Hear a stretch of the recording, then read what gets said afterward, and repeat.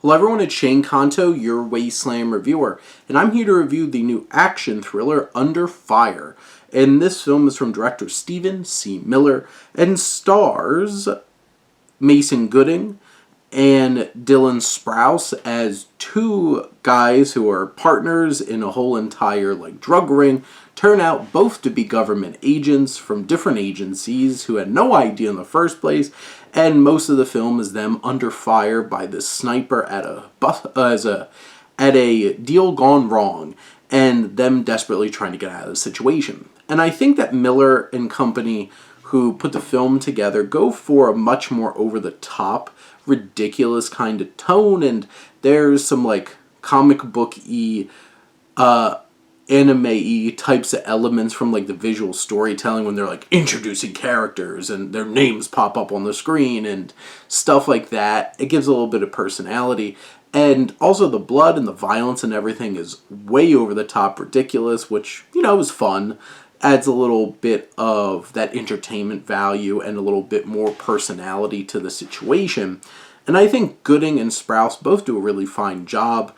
And, they're charismatic. They have a good banter with each other. There's some good conflict there.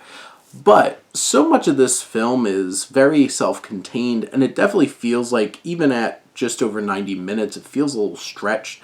Like they're really trying to milk this situation as much as possible.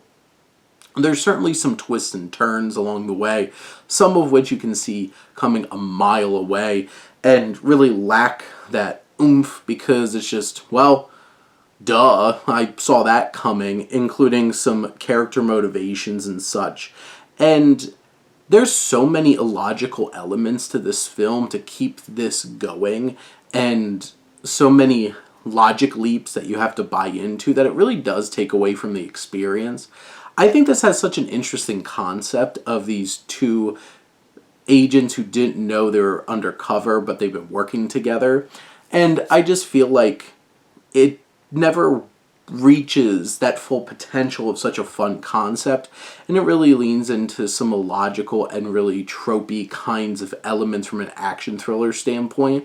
But I feel like this film is, inoffensively entertaining and violent and crazy over the top.